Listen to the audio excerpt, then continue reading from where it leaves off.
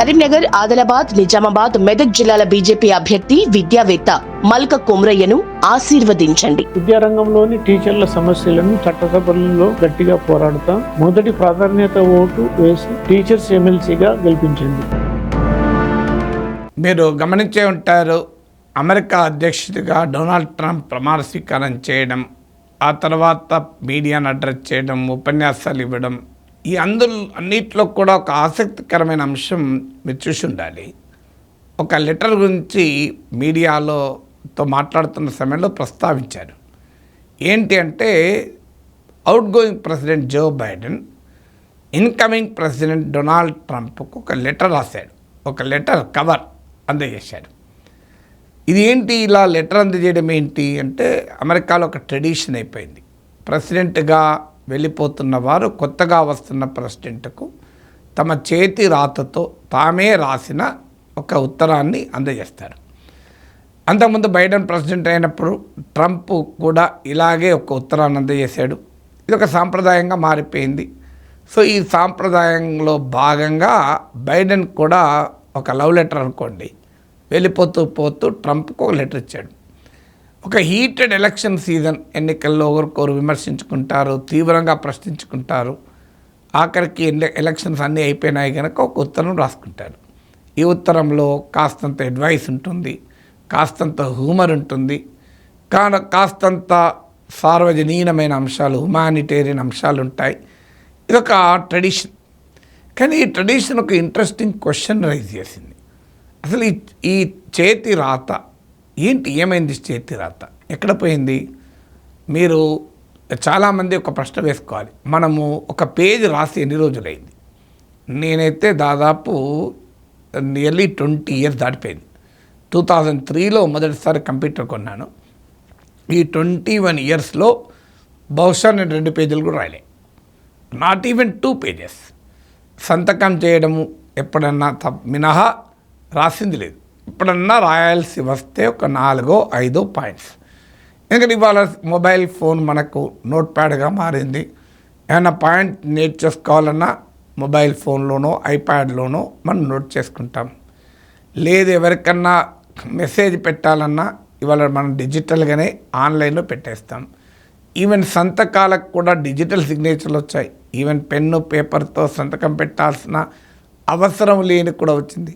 Even పెన్నులు కూడా digital pens వచ్చాయి. సో ఒకప్పట్లాగా చూసి చేతి రాత అనేది లేనే లేదు. ఒకప్పుడు మీకు గుర్తుండే ఉంటుంది, మేము కూడా స్కూల్లో చదువుకున్న రోజుల్లో చేతి రాత అనేది ఒక పెద్ద ప్రాక్టీస్. సో ఈవెన్ నాకు ఎప్పుడే గుర్తు, a big letters, small letters, అంటే క్యాపిటల్ లెటర్స్, స్మాల్ లెటర్స్తో పాటు కర్వ్ లెటర్స్, ఇలా వంకర టింకర కర్వ్ లెటర్స్ కూడా ప్రాక్టీస్ చేశాను. కర్వ్ లెటర్స్తో రాసే హ్యాండ్ రైటింగ్ కనుక రాయగలిగితే చాలా అప్రిషియేషన్ కూడా వచ్చేది. ఈవెన్ హ్యాండ్ రైటింగ్కి మార్కులు ఉండేవి. అంటే నువ్వు ఎంత గొప్పగా కరెక్ట్గా ఆన్సర్ రాసినా కూడా నీ హ్యాండ్ రైటింగ్ నీట్గా లేకపోతే మార్కులు వచ్చేవి కాదు. హ్యాండ్ రైటింగ్ అనేది నీట్గా ఉండడం అనేది ఒక బేసిక్ అంశంగా ఉండేది. కానీ ఈ డిజిటల్ ప్రపంచం వచ్చాక ఈ అలవాట్లన్నీ మారిపోయాయి.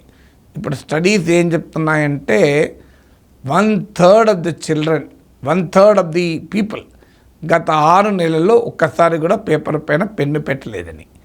2/3 ఆఫ్ ద పీపుల్ ఇంకొకరి చేతి రాతను చాలా ఫ్లూయెంట్గా చదవలేరు, చాలా అర్థం చేసుకోవటానికి కూడా కష్టపడాలి. ఒకప్పుడు గొలుసు రాత రాసేవాళ్ళు తాతలు. ఆ గొలుసు రాత నాకు ఇప్పటికి గుర్తు, హరప్పా నాగరికతలో ఇదిలాగా స్క్రిప్ట్ లాగా ఉండేది. దాన్ని డెసిఫర్ చేసి చదవాల్సి వచ్చు. అంటే ఈవెన్ డాక్టర్లు రాసిన ప్రిస్క్రిప్షన్ పై కూడా ఆ మెడికల్ షాప్ అని తప్ప మరొక్కరికి అర్థమయ్యేదే కాదు. సో అది హరప్పన్ స్క్రిప్ట్ లాగా ఉండేది, డీకోడ్ చేసి చదవాలి. సో రాయడం ఒక ఛాలెంజ్, ఒక ఆర్ట్ అయితే రాసిన దాన్ని చదవడం ఇంకో పెద్ద ఆర్ట్ అయ్యేది. సో అలా ఉండేది హ్యాండ్ రైటింగ్ అనేది. ఒక ప్రాధాన్యత క్రమంలో ప్రత్యేకంగా డబల్ రోల్ బుక్స్ అని, 4 రూల్ నోట్బుక్స్ అని ఉండేవి. డబల్ రోల్ నోట్బుక్స్లో డబల్ రోల్ ప్రాక్టీస్ చేసేది రైటింగ్. మీకు 4 రూల్ నోట్బుక్లో గొలుసు ఇలా వంకర టింకర్గా ఉండే కర్వ్ లెటర్స్ ప్రాక్టీస్ చేసేవాళ్ళు. ఇది దాదాపు ఇప్పుడు అమెరికన్ స్కూల్లో, ఫిన్లాండ్ స్కూల్లో, స్విట్జర్లాండ్ స్కూల్లో, ఈవెన్ మన దేశంలో కూడా అసలు ఆ స్కూల్లో మన దేశంలో కూడా ఇప్పుడు ఏమీ దాన్ని ప్రాక్టీస్ చేయించినట్టు లేదు. చాలా రేర్గా మారిపోయింది. అమెరికా, ఫిన్లాండ్, స్విట్జర్లాండ్లో అయితే దాన్ని తీసేశారు కూడా. సో ఈవెన్ చేతిరాత ప్రాక్టీస్ అనేది స్కూల్ కరికులం నుంచే దాదాపు అదృశ్యమైపోతూ ఉంది. మరి ఏమవుతుంది దీనివల్ల? డిజిటల్ యుగం వచ్చాక ఇది సహజం కదా, ఎందుకు రాయాల్సి వస్తుంది అని. ఒకప్పుడు నాకు గుర్తు, రెనాల్డ్స్ పెన్స్ ప్యాకెట్ పట్టుకొచ్చేవాడిని, పేపర్లు అయితే 2 బండిల్స్ పట్టుకొచ్చుకునేవాడిని. ఒక బండిల్ అయిపోకముందే ఇంకో బండిల్ తెచ్చి పెట్టుకునేవాడిని. పెన్నులు, ఒక రెనాల్డ్ పెన్ ఒక పార్సల్ తెచ్చేవాడిని. రాసి ఆర్టికల్స్ అలా పేజీలు రాసేవాళ్ళం. కానీ ఇప్పుడు ఆ రోజులన్నీ పోయారు. కొంతమంది బ్యాడ్ హ్యాండ్ రైటింగ్ ఉంటే దాని తర్వాత ఫేర్ చేసేవాళ్ళం. ఇప్పుడు ఒకవేళ సరిగా తొందరలో రాసామనుకోండి, మళ్ళీ ఫేర్ చేయించి వ్యాసం ఆర్టికల్గా పంపించేవాళ్ళం. కానీ ఎప్పుడైతే ఈ టెక్నాలజీ మారిందో ఈ రాయాల్సిన అవసరము లేని కొత్త ప్రపంచంలోకి మనం ఎంటర్ అయ్యాం. కానీ దీనివల్ల నష్టం ఏంటి అంటే అనేక రకాల నష్టం. శాస్త్రవేత్తలు జరిపిన పరిశోధనలు ఏం చెప్తున్నాయంటే 2012లో ఒక పరిశోధన జరిగింది. ఈ పరిశోధన ఏం చేశారంటే చేతి రాతతో రాసిన పిల్లలు, అలాగే టైపింగ్ డిజిటల్గా రాసిన పిల్లలు తీసుకుంటే, చేతి రాతతో రాసిన పిల్లల్లో మైండ్, తర్వాత వాళ్ళ ఎంఆర్ఐలు పరిశీలించారు. చేతి రాతతో రాసిన పిల్లల మైండ్ చాలా వేగంగా, చాలా వైబ్రెంట్గా పనిచేసింది అని. అంటే hand writing creates very active mind అని. ఇప్పుడు పరిశోధనలు ఏం చెప్తున్నాయంటే హ్యాండ్ రైటింగ్ ఇంప్రూవ్స్ మెమరీ, జ్ఞాపక శక్తిని పెంచుతుంది. ఫోకస్, అటెన్షన్ చేయడం, చాలామందికి ఈ ప్రాబ్లం అటెన్షన్ డెఫిసిట్ సిండ్రోమ్ అని ఒక ప్రాబ్లంతో కూడా బాధపడుతుంటారు. అంటే ఒక దానిపైన కేంద్రీకరించలేరు. హ్యాండ్ రైటింగ్ అటెన్షన్ స్పాన్ పెంచుతుంది, ఒక దానిపైన కేంద్రీకరణ చేసేటువంటి పెంచుతుంది. అలాగే ప్రాసెసింగ్ ఆఫ్ ఇన్ఫర్మేషన్, అంటే ఒక సమాచారాన్ని మనము చాలా వేగంగా స్వీకరించి దాన్ని అర్థం చేసుకోవడం కూడా మెరుగవుతుందని. అందువల్ల ఇలాంటి benefit, memory, attention, processing of information, చాలా యాక్టివ్గా వేగంగా ఆలోచించగలగడము, ఇవన్నీ కూడా హ్యాండ్ రైటింగ్ ద్వారా ఇంప్రూవ్ అవుతాయని. దాంతోపాటు అది హ్యాండ్ రైటింగ్ మనకు ఒక అస్తిత్వం. అందుకే మీరు చూడండి, సంతకం చేయమని ఎందుకు వచ్చింది? రాయడం అనేది ఒక అస్తిత్వం. Each individual has his own unique style of writing. అందుకే సిగ్నేచర్ ఎక్స్పర్ట్స్ కూడా వచ్చారు. సిగ్నేచర్ కరెక్టా కాదా అంటే స్టడీ కూడా చేస్తారు. సైంటిఫిక్గా ఒక ప్రతి వ్యక్తి రాయడంలో ఒక యునీక్ పద్ధతిని అనుసరిస్తాడు, ప్రత్యేకంగా కాన్షియస్గా కానీ అన్కాన్షియస్గా కానీ. అందువల్ల ఆ వ్యక్తి రైటింగ్ చేతితో రాసింది ఒక ఐడెంటిటీ. ఇటీవల మా నాన్న 6 ఏళ్ల కింద చనిపోయారు. ఇటీవల మా నాన్న పాత సూట్ కేసు ఒకటి తీస్తే అందులో మా నాన్న హ్యాండ్ రైటింగ్తో రాసిన పేపర్లు ఉన్నాయి. నా కూతురు అండి వెంటనే వాటిని తీసుకొని, నాన్న నేను తాత హ్యాండ్ రైటింగ్ ఇది, నేను ప్రిజర్వ్ చేసుకుంటాను తాత గుర్తుగా అన్నది.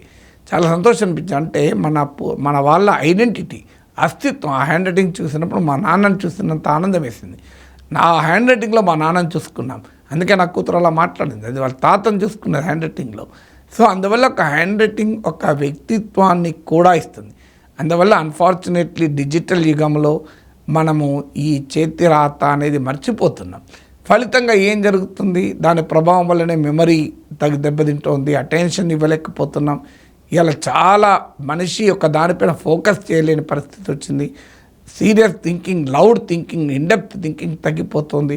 అందువల్ల technology has its own advantages, కానీ technology has its own disadvantages కూడా.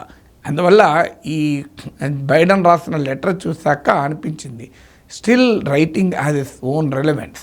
అంటే రాయడము అనేది దానికో ప్రాధాన్యత ఉంది. ఈవెన్ రైటింగ్ గురించి మీకు పరిశోధనలు ఏం చెప్తుంది? It relieves one of terminal pain also. ఇప్పుడు క్యాన్సర్ లాంటి సీరియస్ డిసీజెస్ వల్ల బాధపడుతున్న వారు, తీవ్రమైన నొప్పితో బాధపడుతున్న వారు కూడా రాయడం, తమ ఆలోచనలను, తమకున్న భావాల్ని కాగితం పైన పెట్టగలిగితే that will help as a pain reliever అని కూడా, నొప్పిని కూడా తగ్గిస్తుంది. మనిషిలో ఒక పాజిటివ్ వైబ్రేషన్ని పెంచుతుంది. మన మైండ్ చాలా వేగంగా పనిచేయడం మొదలవుతుంది. So we try to process information very efficiently. అందువల్ల ఈ లేఖ చూసిన తర్వాత లెటర్స్ ప్రాక్టీస్ సంథింగ్. మరీ ముఖ్యంగా చిన్నపిల్లలు మాలాంటి వాళ్ళమంటే ఆల్రెడీ ఒక ఏజ్కి వచ్చాం కనుక మైండ్ కొత్తగా డెవలప్ అయ్యేది ఏమీ లేదు, ఆల్రెడీ మైండ్ డెవలప్ అయి ఉంది.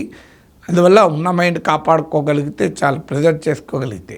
సో కానీ ముఖ్యంగా చిన్నపిల్లలు మెంటల్ డెవలప్మెంట్ మైండ్ ఎవాల్వ్ అవుతున్న వారు ఆ పిల్లల్లో గనక చేతి రాతను మీరు ప్రాక్టీస్ చేయగలిగితే that will be a big beneficiary. అది ఒక వైబ్రెంట్ మైండ్కు, ఒక ఆలోచించే మేధస్సుకు దారితీస్తుంది. చాలా మెమరీ, అటెన్షన్ పెరుగుతుంది. It is all good for the child. అందువల్ల మీ పిల్లలతో ప్రాక్టీస్ చేయించండి చేతి రాతను.